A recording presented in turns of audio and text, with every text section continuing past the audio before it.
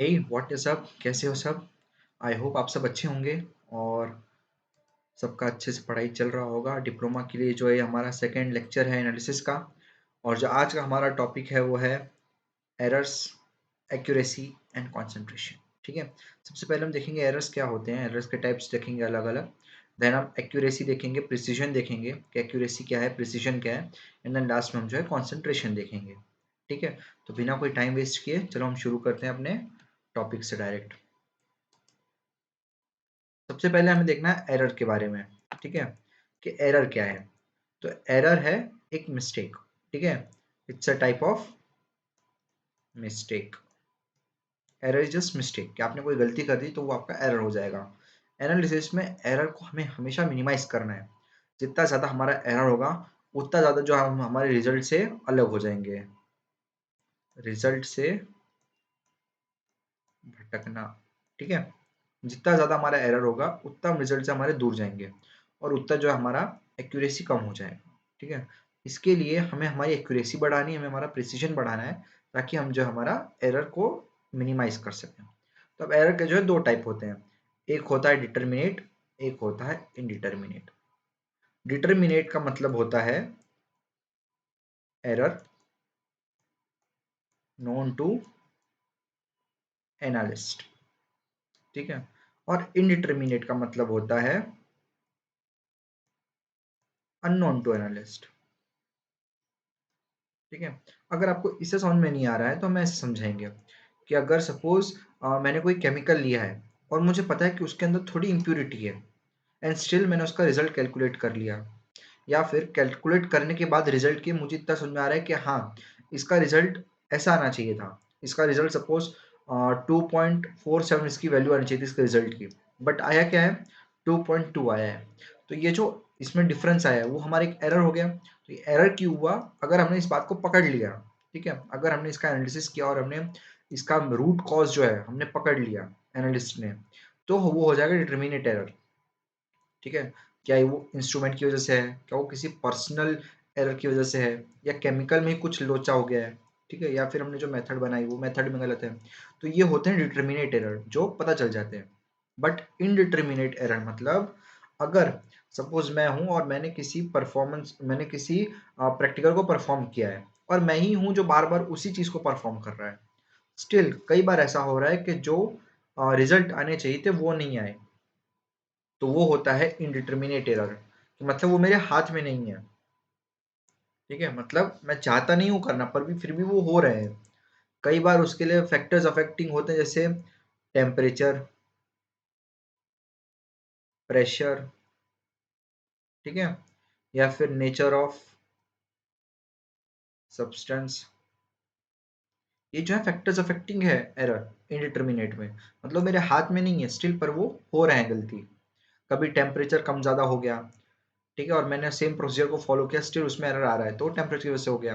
कोई प्रेशर कम ज़्यादा हुआ है, एटमॉस्फेरिक प्रेशर, उसकी वजह से कुछ चेंजेस आ रहे हैं हमारे रिजल्ट में, तो वो होता है इनडिटर्मिनेट।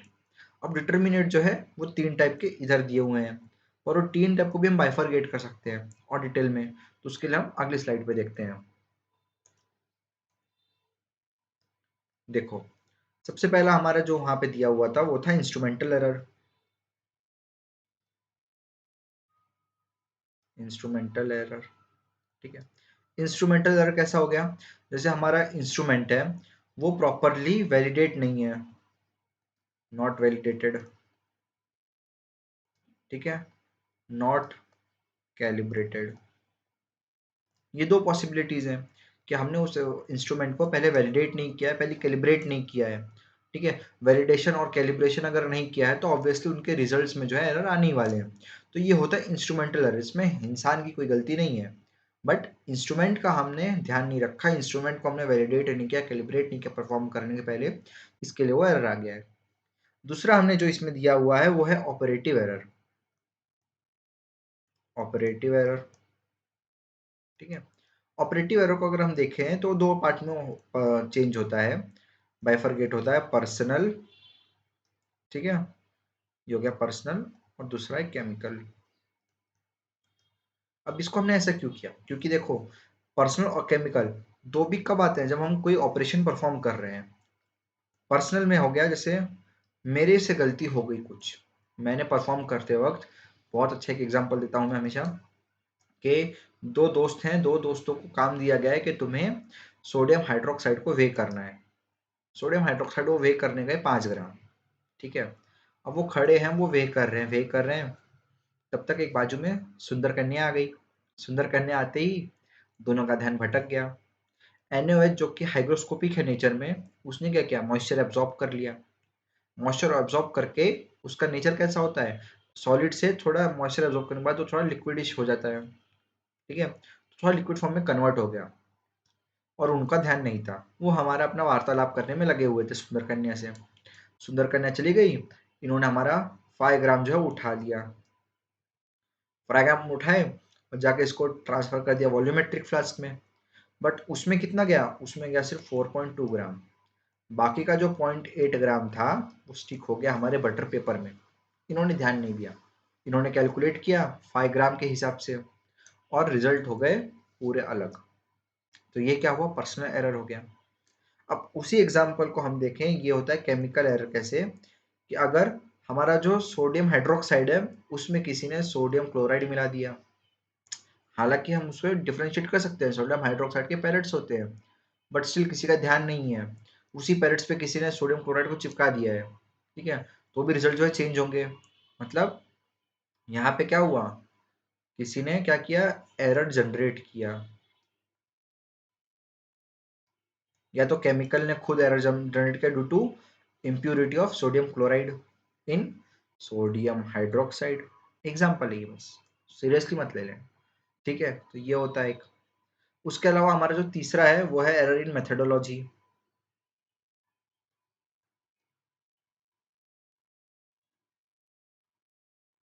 ठीक है। ये हो गया 1, ये 2, और ये हमारा 3, एरर इन मेथडोलॉजी। अगर हमने कोई मेथड डेवलप किया है, ठीक है, error during development of method, ठीक है। इसके लिए बहुत एक अच्छा एग्जांपल देता हूं मैं यहीं पे, कि सपोज, ध्यान देना आप ऊपर, हमने यूवी में एक मेथड डेवलपमेंट करना है ताकि हम एक हमारा केमिकल सब्सटेंसेस का नाम एक्स है, उसका एब्जॉर्प्शन चेक कर पाए, ठीक है, वो कितना एब्जॉर्ब कर रहा है लाइट को at 275 nanometre. But during the method development, जो आप अपने मास्टर्स में कभी सीखेंगे या बैचलर्स में सीखेंगे, ठीक है, कि मेथड डेवलपमेंट कैसे होती है यूवी विजिबल स्पेक्ट्रोस्कोपी में, तो उस मेथड डेवलपमेंट में 275 की जगह गलती से 257 नैनोमीटर की एंट्री हो गई, ठीक है। अब जो हमारे सारे रिजल्ट रहेंगे वो किस बेस पे आएंगे, 257 नैनोमीटर पे। आना किस पे चाहिए था, 275। एक टाइप से पर्सनल एरर है, गलती तो इंसान ने की है, बट गलती किस में हुई है, मेथड डेवलपमेंट में। तो ये होता है एरर इन मेथडोलॉजी, इसमें कंफ्यूज नहीं होना है, ठीक है।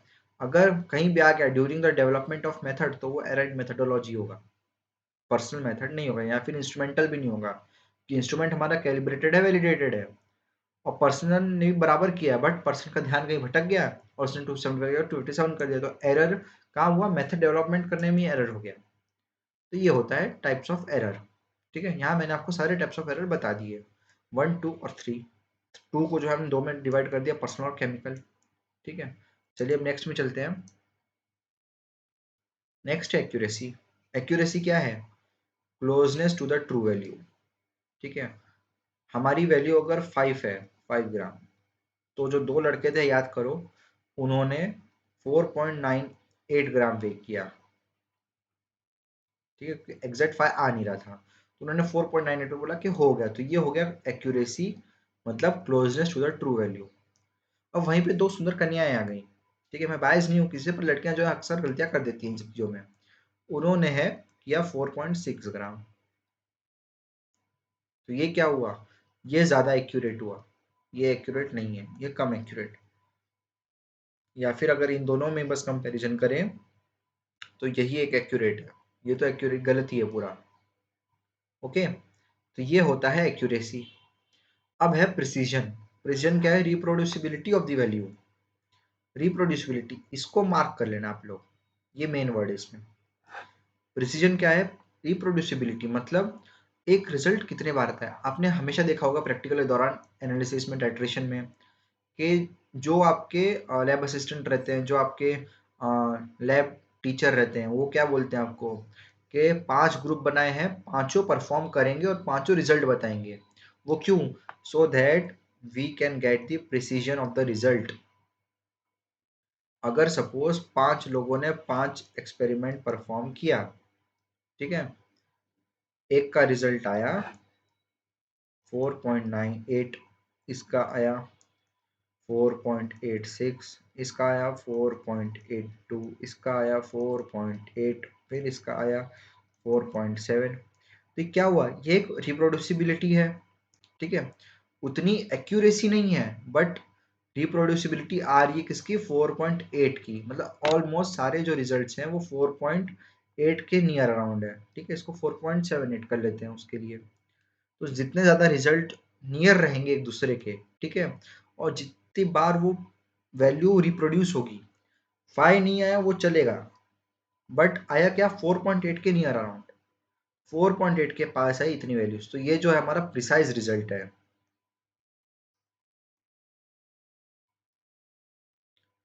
ठीक है। ये दोनों एक दूसरे के क्लोज हैं, ये दो एक्यूरेट हैं, ठीक है। ये इसके क्लोज है तो ये इससे एक्यूरेट है, इनकी एक्यूरेसी आपस में चेक की जाएगी कौन किसके कितना क्लोज है। बट एक जब लाइन खींची जाएगी तो वो सब उस लाइन में खड़े होने चाहिए, ये होता है प्रिसीजन, ठीक है।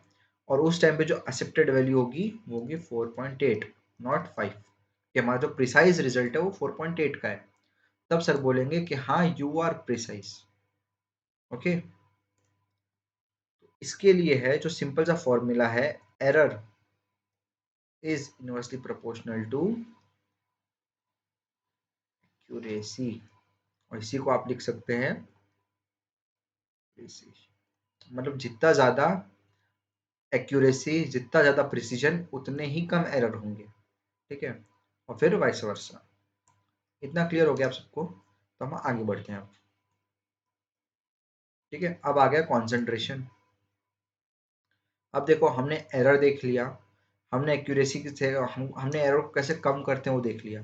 तो अब हमें जानना है कि एरर कैसे आ सकते हैं, तो कॉन्सेंट्रेशन हमको जानने पड़ेंगे उसके लिए, ठीक है।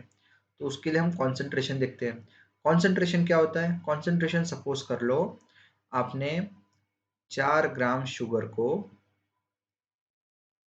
100 ml पानी में डाल दिया, ठीक है। तो हर ml में कितना शुगर है वो होता है आपका कॉन्सेंट्रेशन। तो हर ml में कितना आएगा? 4/100 मीन्स 0.04 ग्राम। और आप 1 ml को निकालोगे, मतलब इक्वल डिस्ट्रीब्यूशन, ठीक है। डिस्ट्रीब्यूशन आफ्टर डिसोल्यूशन, डिसॉल्व होने के बाद जो डिस्ट्रीब्यूशन होता है इक्वल पार्ट्स में हर एक ml में, उसे हम बोलते हैं कॉन्सेंट्रेशन। कि आप कोई भी ml निकाल लो, कितना भी ml निकाल लो, सब में इक्विवेलेंट अमाउंट ऑफ सॉल्यूट जो है डिस्ट्रीब्यूटेड, डिसॉल्व रहेगा। ओके, तो ये होता है 0.04 ग्राम पर ml। तो ये हो जाता है कॉन्सेंट्रेशन किसका? 4 ग्राम शुगर का इन 100 ml वाटर। ओके, तो अब अलग अलग मेथड्स हैं, ठीक है। एक तो ये हो गया एक कॉन्सेंट्रेशन ग्राम पर ml, बट बहुत अच्छे अच्छे मेथड्स हैं जिससे हम कॉन्सेंट्रेशन के वैल्यूज हैं जिसका हम कॉन्सेंट्रेशन डिटरमाइन कर सकते हैं। तो ये होता है एक मोलारिटी, इसको हम डिनोट करते हैं कैपिटल M से। फिर होता है उसका छोटा भाई या बड़ा भाई, नॉर्मलिटी। फिर आता है छोटा भाई, इसको बोलते हैं मोलारिटी, मोलालिटी, ठीक है। ये होता है मोलारिटी, ये होता है मोलालिटी, ठीक है। फिर percentage weight by weight, percentage weight by volume, या फिर एक और लिख सकते हैं परसेंटेज वॉल्यूम बाय वॉल्यूम। उसके अलावा फॉर्मेलिटी कैपिटल F, और लास्ट में ppm, ठीक है। इसको हम लिखते हैं म्यू जी पर ml भी लिख सकते हैं। ओके, तो ये हो गया। अब देखो, इतने सारे कॉन्सेंट्रेशन क्यों है? इसका मतलब ये नहीं है कि अगर मोलारिटी सही है या नॉर्मलिटी सही है, बट अलग अलग लोगों ने अलग अलग तरीके से एक कॉन्सेंट्रेशन को एक्सप्रेस किया है, ठीक है। ये बस जो है उनके स्टैंडर्ड एक्सप्रेशंस हैं। ऐसा नहीं है कि मतलब मोलारिटी सही है, नॉर्मलिटी सही है। ओके, अब हम एक एक एक्सप्रेशंस को देखेंगे, एक्सप्रेशंस होते कैसे हैं। सबसे पहले आता है हमारा मोलारिटी। ठीक है, तो मोलारिटी क्या है? Molarity is moles of solute dissolved in 1 liter of solvent. Mole is nothing but total mass of chemical entity used as solute. Mass of chemical entity, ठीक है, केमिकल एंटिटी का मास, टोटल मास, वो होता है 1 मोल। 1 litre में कितने मोल है, वो होती है मोलारिटी। तो अगर हमें निकालना है, ठीक है, 1 मोल NaOH, ठीक है, 1 मोल NaOH कैसे निकलेगा? टोटल मास, तो मास इसका निकालना पड़ेगा जो होता है 23 प्लस 16 प्लस 1। तो ये कितना हो जाएगा? ये हो जाएगा 40 ग्राम पर मोल। ठीक है, ये समझे आपको? 1 मोल NaOH, अगर हमने किसी को हमने बोला कि भैया 1 मोल NaOH दे दो, तो वो हमको कितने ग्राम NaOH देगा? वो देगा हमें 40 ग्राम NaOH। ठीक है, ये एक मेजरमेंट है। 1 मोल NaOH में 40 ग्राम NaOH रहते हैं। अब अगर हमको किसी ने बोला कि 1 मोलर NaOH मतलब कितना, तो वो क्या होगा? 40 ग्राम NaOH dissolved in 1 litre water. ये हो गया कॉन्सेंट्रेशन 1 मोलर NaOH। कॉन्सेंट्रेशन किसका होता है? सॉल्यूशन का होता है, ये याद रखना। सॉल्यूट प्लस सॉल्वेंट, ठीक है, ये बनता है सॉल्यूशन। और सॉल्यूशन का ही जो है कॉन्सेंट्रेशन होता है। कॉन्सेंट्रेशन सॉल्यूट या सॉल्वेंट का नहीं होगा, सॉल्यूशन का होगा। तो 1 मोलर NaOH सॉल्यूशन किसी ने मांगा, तो हम क्या करेंगे? 40 ग्राम NaOH उठाएंगे और उसको 1 लीटर पानी में डाल देंगे। ठीक है, ये हो गया मोटा मोटी एकदम। अगर छोटम छोटी चाहिए तो क्या करेंगे? सपोज किसी ने बोला कि नहीं, मेरे को 1 लीटर नहीं चाहिए, मेरे को 100 ml चाहिए, सिर्फ 100 ml। तो उसके लिए क्या करेंगे? देखो, 1000 ml था तो 40 लगा। जब 100 ml यूज करेंगे तो कितना लगेगा? तो 100 into 40 divide by 1000, 3 zero cut, 2 zero 1 zero cut, 4 ग्राम। समझा ये कैलकुलेशन? तो क्या करना है, तब 4 ग्राम NaOH डालना है, कितने में? 100 ml वाटर में। ऐसे हमें कैलकुलेट करना है मोलारिटी। अब आते हैं हम नॉर्मलिटी में। ये है नॉर्मलिटी। देखो, मोलारिटी क्या था? Mole of solution, mole of solvent, solute. ठीक है, नॉर्मलिटी क्या है? Number of gram equivalent. वहां क्या था? Mole of solute, number of gram equivalent of solute dissolved in 1 litre of solvent. Volume same है बट सॉल्यूट चेंज हो गया। ग्राम इक्विवेलेंट कैसे निकालेंगे हम? Molecular weight of molecule divide by number of replaceable OH और H plus. ठीक है, तो जब हम अगर एग्जांपल लेंगे NaOH का, उस केस में नॉर्मलिटी इक्वल्स टू मोलारिटी। बहुत सिंपल, क्योंकि उसमें एक ही OH है, वही रिप्लेस हो जाएगा। तो डिवाइड बाय, अगर इसका 40 डिवाइड बाय 1 करेंगे तो 40 आना है। ओके, बट अब हम चेंज करते हैं केस। अब हम यहाँ लेते हैं H2SO4। H2SO4 का टोटल वेट होता है 98 ग्राम्स पर मोल। ओके, ये इंपॉर्टेंट है। अब यहाँ क्या है? Molecular weight of molecule divide by number of replaceable H plus और OH। तो यहाँ पे H प्लस कितने हैं रिप्लेसेबल? 2, तो उसको हम करेंगे डिवाइड बाय 2, तो होता है 49। ओके, 49 हो गया ये ग्राम। ठीक है, इसका एक नॉर्मल के लिए। तो 49 ग्राम को जब हम डालेंगे किसमें? 1 लीटर वाटर में, तो ये बन जाएगा हमारा एक नॉर्मल H2SO4। ठीक है, यहाँ अगर हमने 98 गलती से ले लिया तो ये डायरेक्ट 2 हो जाएगा, डबल। ठीक है। इसके लिए H2SO4 केस में मोलारिटी और नॉर्मलिटी में रिलेशन है। मोलारिटी 98 है, नॉर्मलिटी 49 है, तो क्या हो गया, डिवाइड बाय 2 होता है ये। तो इसको अगर 2 को हम यहाँ भेजेंगे तो मल्टीप्लाई बाय 2 होगा। तो सच केसेस, ठीक है, जहां पे n वैल्यू मतलब H plus OH minus more than 1 है, उस केसेस में molarity divide by n equals to n, या फिर मोलारिटी इक्वल्स टू n। और यहाँ पे n जो है मैंने पहले बता दिया, नंबर ऑफ रिप्लेसेबल हाइड्रोजन और OH। ठीक है, ये हो जाती है हमारी यहाँ पे H2SO4 की कहानी।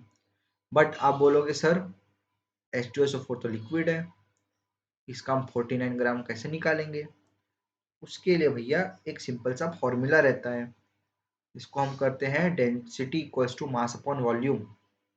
यहाँ से हम डेंसिटी इसकी आपको गूगल पे मिल जाएगी।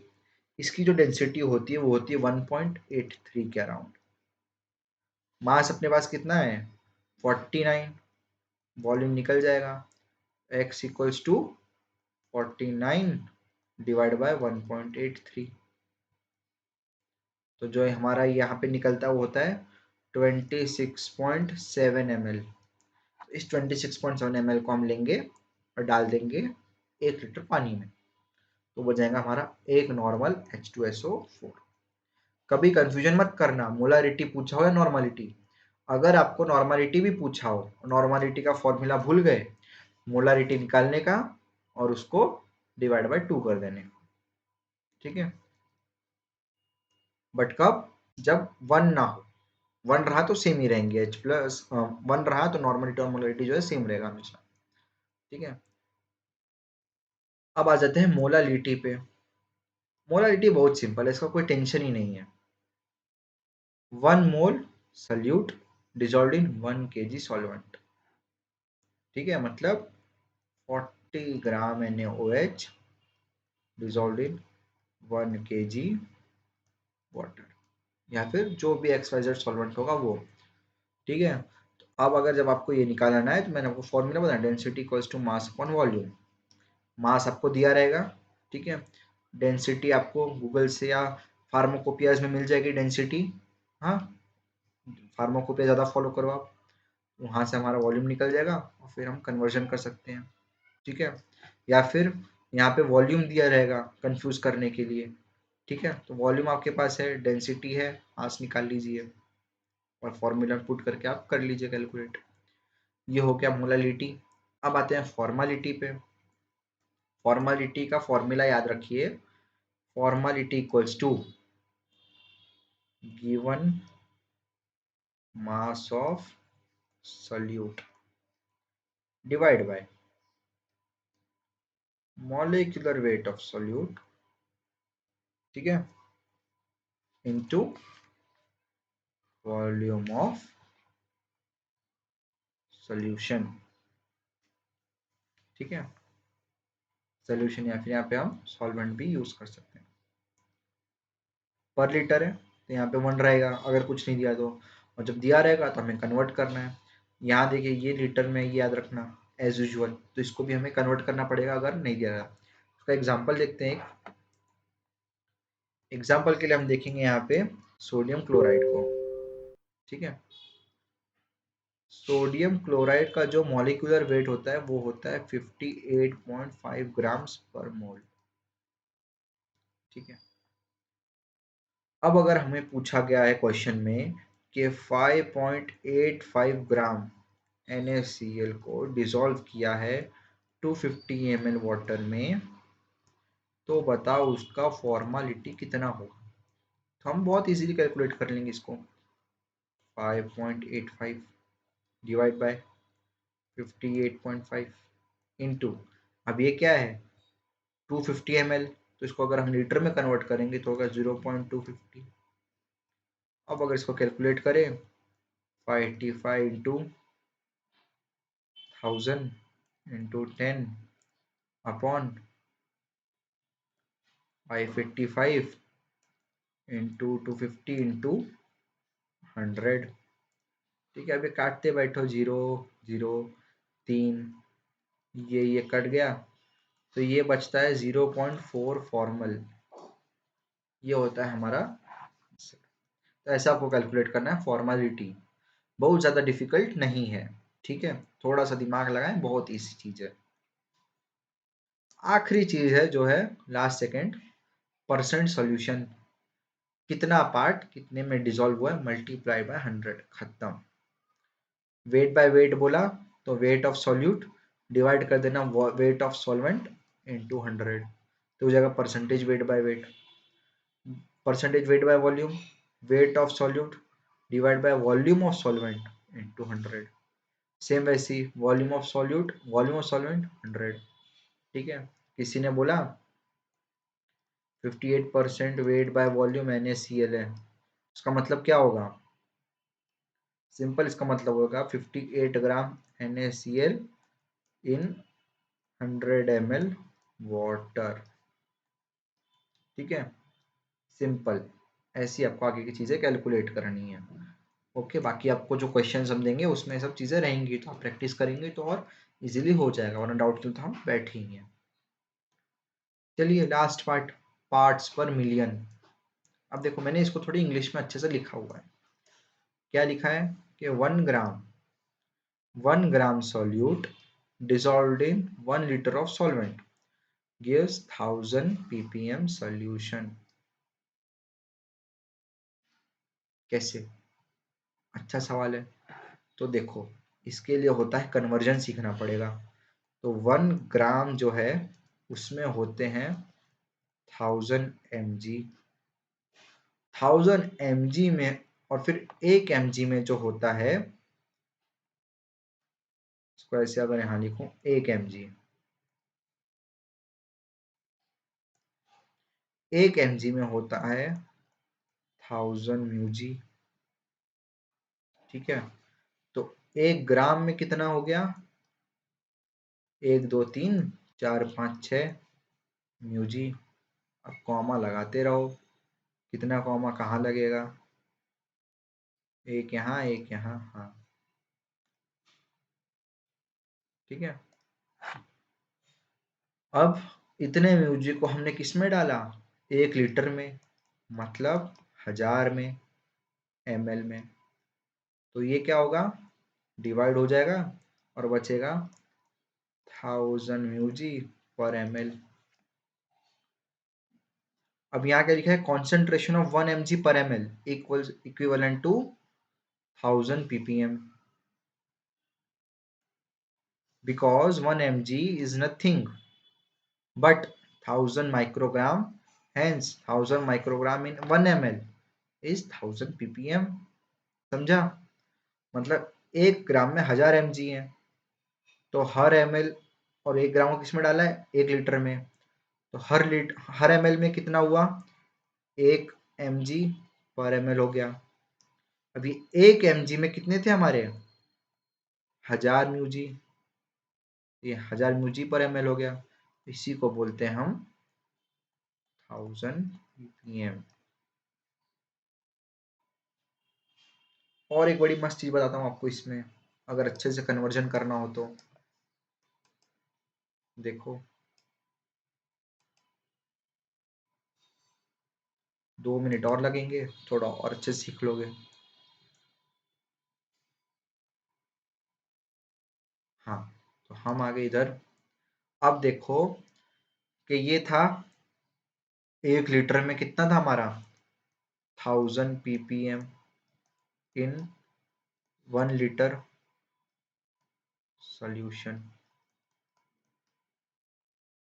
ठीक है,